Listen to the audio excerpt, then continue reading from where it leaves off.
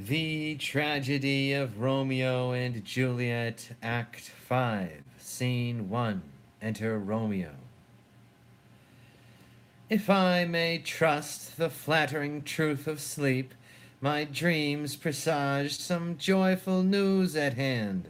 My bosom's lord sits lightly in his throne, and all this day an unaccustomed spirit lifts me above the ground with cheerful thoughts.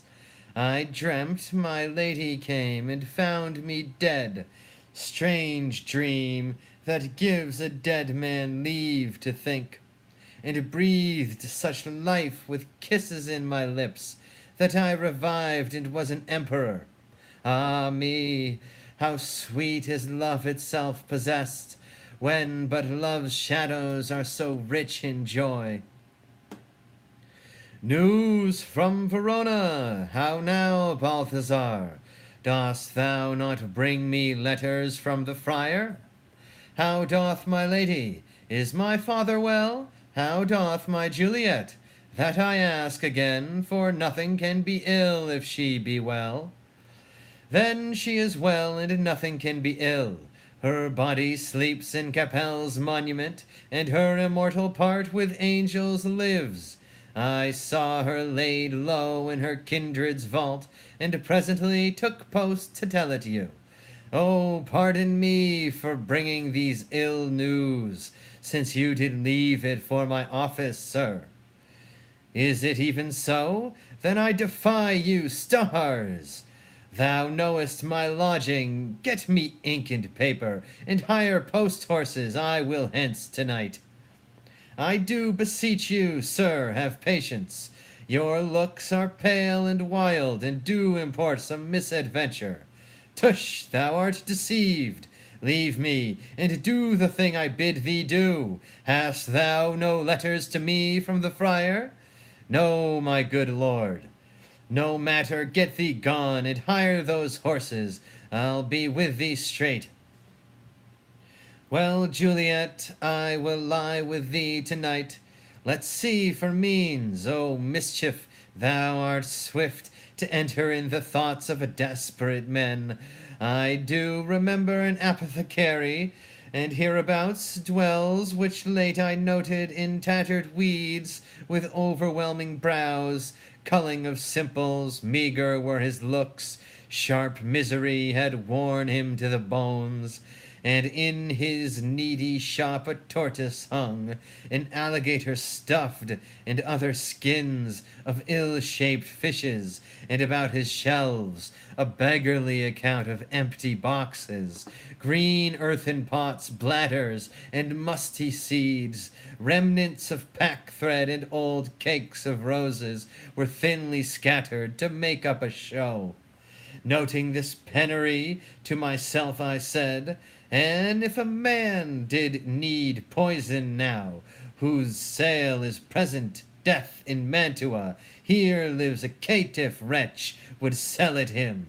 Oh, this same thought did but forerun my need, and this same needy man must sell it me. As I remember, this should be the house. Being holiday, the beggar's shop is shut. What ho, apothecary! Who calls so loud?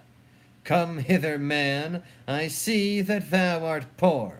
Hold, there is 40 ducats. Let me have a dram of poison, such soon speeding gear as will disperse itself through all the veins, that the life-weary taker may fall dead, and that the trunk may be discharged of breath as violently as hasty powder furred doth hurry from the fatal cannon's womb.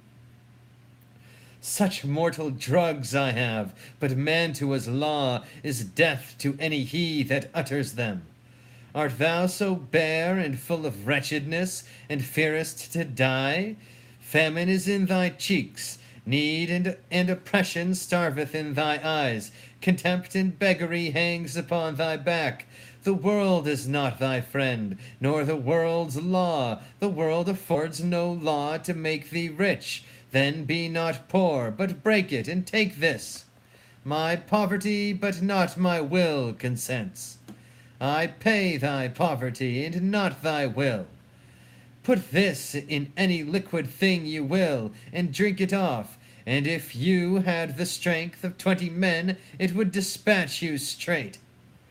There is thy gold, worse poison to men's souls, doing more murther in this loathsome world than these poor compounds that thou mayest not sell. I sell thee poison, thou hast sold me none. Farewell, buy food, and get thyself in flesh. Come, cordial, and not poison, go with me to Juliet's grave, for there must I use thee.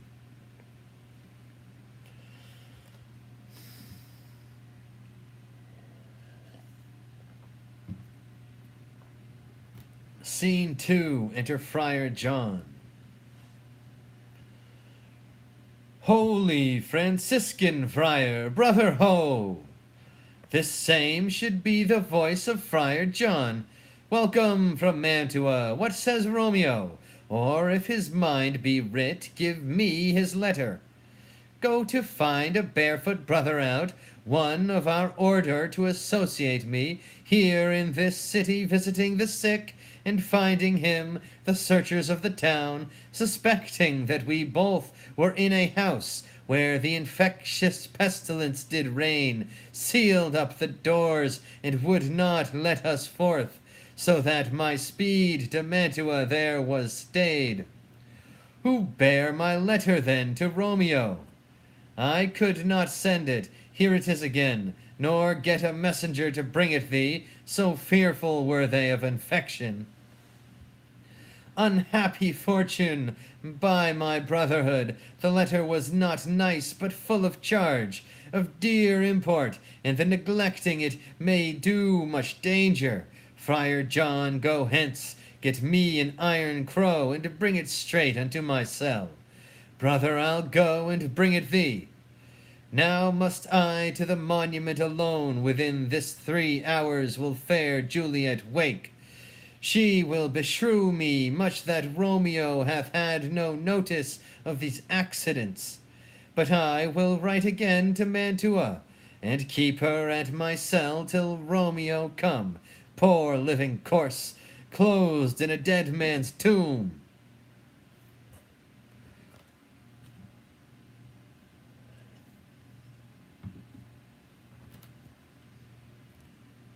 Scene 3. Enter Paris and his page with flowers and sweet water and a torch. Paris. Give me thy torch, boy, hence and stand aloof, yet put it out, for I would not be seen. Under yond yew trees lay thee all along, holding thy ear close to the hollow ground, so shall no foot upon the churchyard tread, being loose on firm with digging up of graves, but thou shalt hear it. Whistle then to me, as signal that thou hearest something approach. Give me those flowers, do as I bid thee, go. I am almost afraid to stand alone here in the churchyard, yet I will adventure. Sweet flower, with flowers thy bridal bed I strew. Oh, woe, thy canopy is dust and stones, which with sweet water nightly I will dew, or wanting that with tears distilled by moans. The obsequies that I for thee will keep nightly shall be to strew thy grave and weep. The boy gives warning, something doth approach. What cursed foot wanders this way tonight, to cross my obsequies and true love's right? What, with a torch? Muffle me, knight, a while. Give me that mattock and the wrenching iron. Hold, take this letter early in the morning. See thou deliver it to my lord and father. Give me the light. Upon thy life I charge thee. Whatever thou hearest or seest, stand all aloof, and do not interpret me in my course. Why I descend into this bed of death is partly to behold my lady's face, but chiefly to take thence from her dead finger a precious ring, a ring that I must use in dear employment. Therefore hence be gone. But if thou, jealous, dost return to pry in what I farther shall intend to do, by heaven, I will tear thee joint by joint, and strew this hungry churchyard with thy limbs. The time and my intents are savage wild, more fierce and more inexorable far than empty tigers or the roaring sea. I will be gone, sir, and not trouble ye. So shalt thou show me friendship. Take thou that, live and be prosperous, and farewell, good fellow. For all this same I'll hide me hereabout. His looks I fear, and his intents I doubt.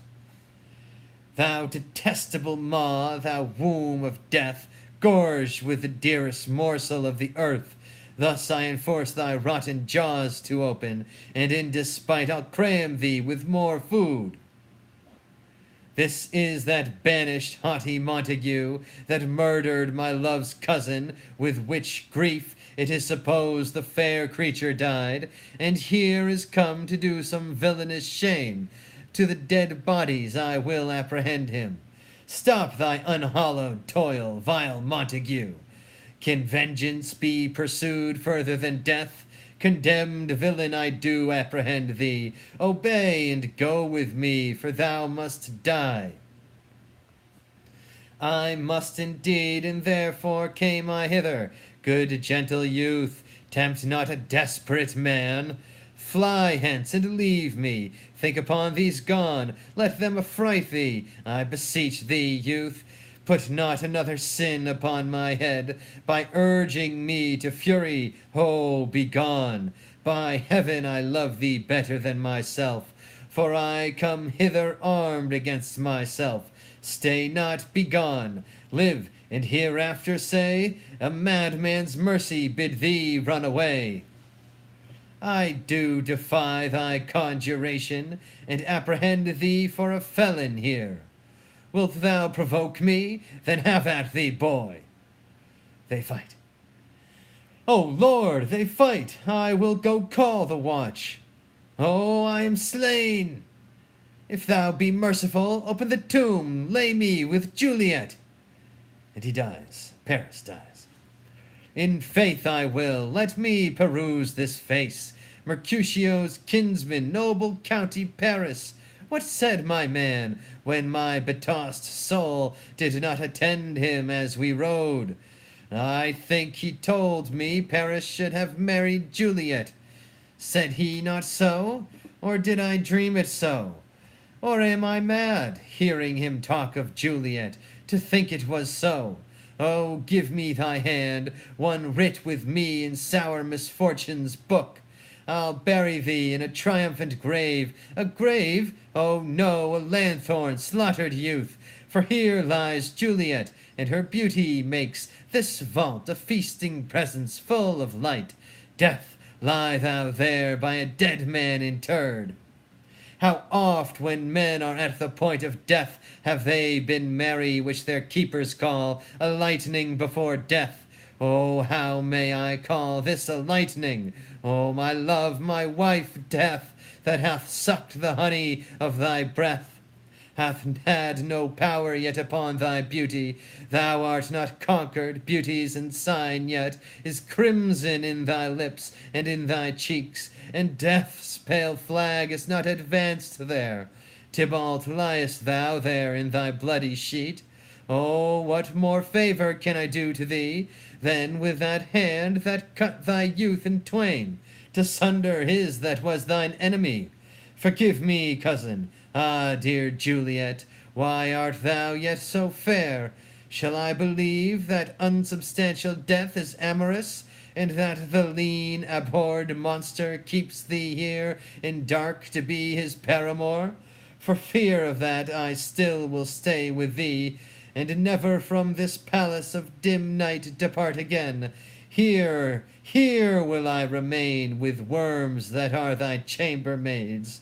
Oh, here will I set up my everlasting rest, and shake the yoke of inauspicious stars from this world-wearied flesh. Eyes, look your last. arms to take your last embrace, and lips, O you, the doors of breath, seal with a righteous kiss, a dateless bargain to engrossing death. Come, bitter conduct, come, unsavory guide, thou desperate pilot, now at once run on the dashing rocks thy sea-sick weary bark. Here's to my love. He drinks. Oh, true apothecary, thy drugs are quick. Thus with a kiss I die. Dies. Romeo dies. Enter Friar Lawrence with a lanthorn, crow, and spade. Friar Lawrence. St. Francis be my speed. How oft tonight have my old feet stumbled at graves. Who's there? Here's one, a friend, and one that knows you well. Bliss be upon you. Tell me, good friend, what torch is yond that vainly lends his light to grubs and eyeless skulls? As I discern, it burneth the Capel's monument. It doth so, holy sir, and there's my master, one that you love. Who is it? Romeo. How long hath he been there? Full half an hour.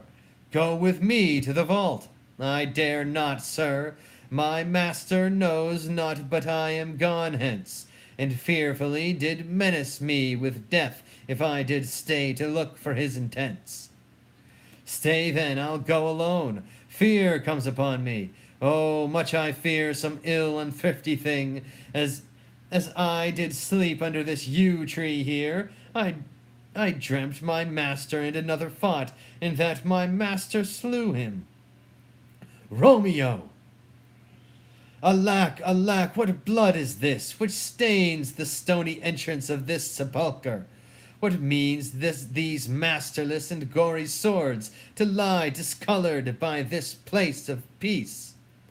Romeo! Oh, pale! Who else? What, Paris too? And steeped in blood? Ah, what an unkind hour is guilty of this lamentable chance! The lady stirs! Oh, comfortable friar, where is my lord? I do remember well where I should be, and there I am. Where is my Romeo? I hear some noise, lady, come from that nest of death, contagion, and unnatural sleep. A great power than we can contradict hath thwarted our intents. Come, come away. Thy husband in thy bosom there lies dead, and Paris too. Come, I'll dispose of thee among a sisterhood of holy nuns. Stay not to question, for the watch is coming. Come, go. Good Juliet, I dare no longer stay. Go, get thee hence, for I will not away. What's here, a cup closed in my true love's hand? Poison, I see, hath been his timeless end. O churl, drunk all, and left no friendly drop to help me after. I will kiss thy lips. Haply some poison yet doth hang on them to make me die with a restorative. Thy lips are warm. Lead, boy, which way? Yea, noise, then I'll be brief, O happy dagger.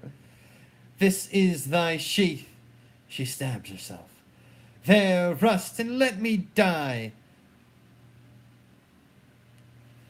This is the place, there where the torch doth burn.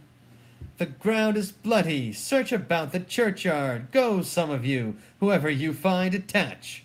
Pitiful sight. Here lies the county slain, and Juliet bleeding, warm and newly dead, who here hath lain this 2 days buried. Go tell the prince, run to the Capulets, raise up the Montagues, some others search.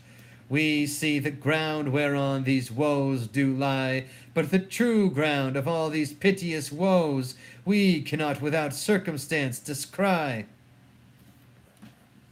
Here's Romeo's man, we found him in the churchyard. Hold him in safety till the prince come hither. Here is a friar that trembles, sighs, and weeps. We took this mattock and this spade from him as he was coming from this churchyard's side. A great suspicion. Stay the friar too. What misadventure is so early up that calls our person from our morning rest? What should it be that is so shriked abroad? Oh, the people in the street cry Romeo, some Juliet, and some Paris, and all run with open outcry toward our monument. What fear is this which startles in your ears?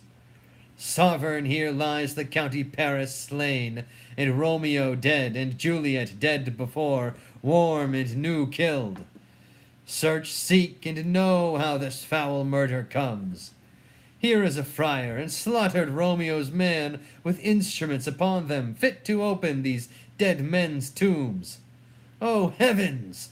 O wife, look how our daughter bleeds! This dagger hath mistaken, for lo, this house is empty on the back of Montague, and it missheathed in my daughter's bosom.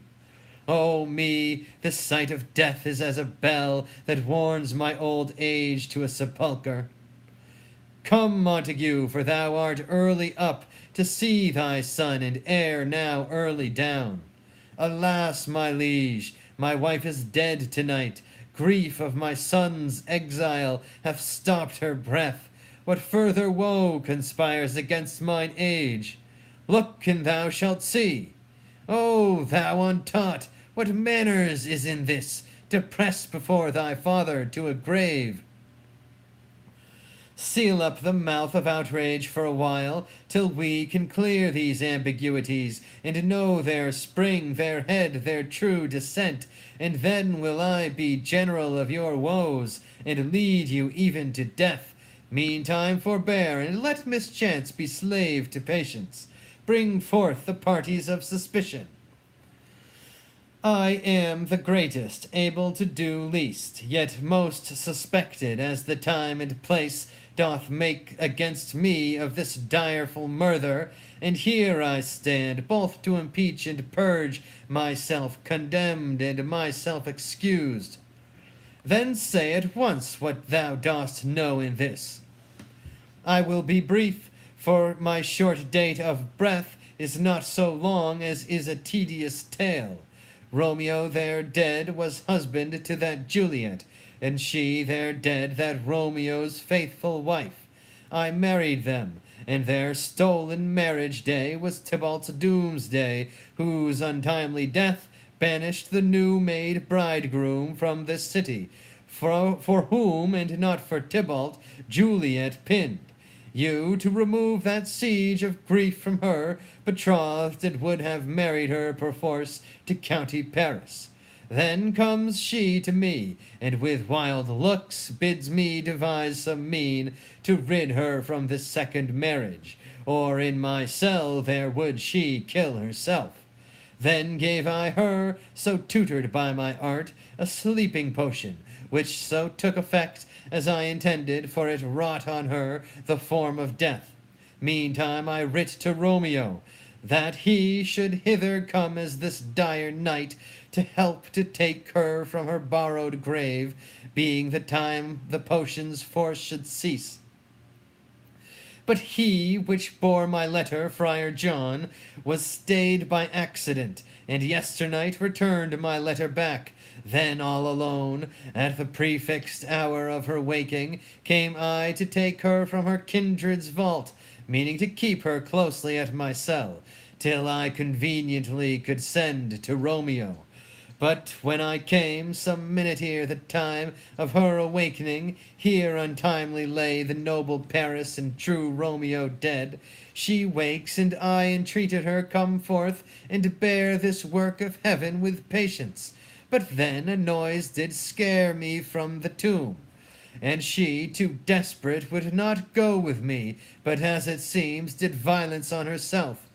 All this I know, and to the marriage her nurse is privy, and if aught in this miscarried by my fault, let my old life be sacrificed some hour before his time unto the rigor of severest law.